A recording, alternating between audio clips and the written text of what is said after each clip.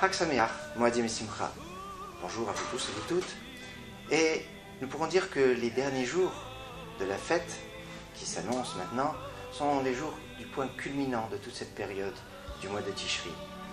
Depuis cette préparation du mois d'Elul, avec le shofar, les slichot, le jour de Rosh Hashanah, la pomme dans le miel, le shofar, et puis Tashlir, et puis les 10 jours de pénitence, et Kippour, et puis après on a construit la souka, et là, manger dans la souka, prendre le lulav, toutes ces mitzvot qui nous ont accompagnés pendant toute cette période ne sont qu'une introduction à Ata Or et Aladat.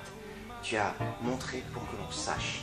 C'est ainsi que l'on ouvre le jour de Simchat Torah pour se réjouir avec elle. Et cette dimension Torah, la joie de la Torah, c'est quelque chose de fondamental, ce qui concerne tout le monde. Si un grand maître qui voyait un cocher se réjouir le jour de Simchat Torah, lui dit « Mais quel rapport as-tu avec la Torah ?» Il a dit « Mais si mon frère se marie, je ne vais pas me réjouir moi aussi ?» Bien sûr, tout le monde est concerné par cette Simchat Torah. Non seulement concerné personnellement, mais concerné aussi pour réjouir la Torah. Oui, réjouir la Torah parce que c'est dans cette réjouissance que l'on a la possibilité et la puissance finalement de passer tous les moments difficiles. Dans la Parashat Ki Tavo, on nous fait référence à 98 éléments difficiles. 98 éléments difficiles qui sont jugulés pendant la fête de Sukkot avec 98 sacrifices. Kélassim, ces petits sacrifices qui ne sont pas les gros taureaux, les 70 qui représentent les nations, 98. Et ces 98, eh bien, on peut les dépasser grâce à la simcha, grâce à la joie. Parce que dans cette parashat Ki Tavo, il est marqué Tachat asher lo avadta et Hashem elokecha besimcha. C'est parce que tu n'as pas servi Dieu, l'Éternel ton Dieu, dans la joie. C'est pour ça qu'il y a ces 98 problèmes.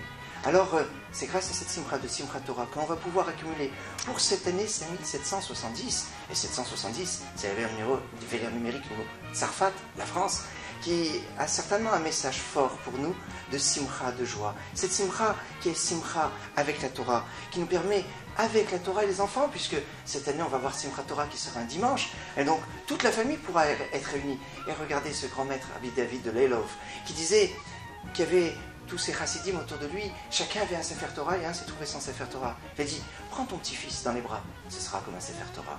Et c'est cette dimension finalement de la transmission, de la joie, de la transmission qui permet de nous connecter à cette dimension fondamentale et qui est le rendez-vous après de chaque Shabbat, parce que finalement le jour de Simchat Torah, le point de conclusion de la paracha, eh bien c'est le Shabbat. Mais ce point de conclusion a été connecté à un endroit. La Torah finit les Aïné Kol Israël, aux yeux de tout Israël. Et elle commence Bereshit bara Elohim. Au commencement, Dieu a créé les cieux et la terre. Et quand on met à côté, vous connaissez bien cette explication, la dernière lettre de la Torah et la première lettre de la Torah, le lamed de Israël, le bet de Bereshit, on obtient le mot lev, qui veut dire le cœur. C'est avec cœur qu'il faut savoir étudier la Torah et se trouver dans cette dimension finalement de reprendre l'étude de la Torah et de la réanalyser et de l'étudier avec force. Et c'est peut-être ça, cette dimension d'étudier, sans oublier l'authenticité. Parce que entre le lamed de l'Énécole Israël et le bet de Bereshit, il y a l'espace de mettre 9 lettres. 9 lettres que l'on ne voit pas, mais 9 qui est le symbole du émet, de la vérité. La vérité, l'authenticité et la chaleur, c'est certainement ces messages dans la simcha que on peut communiquer et communiquer autour de soi pour cette fête de Simchat Torah.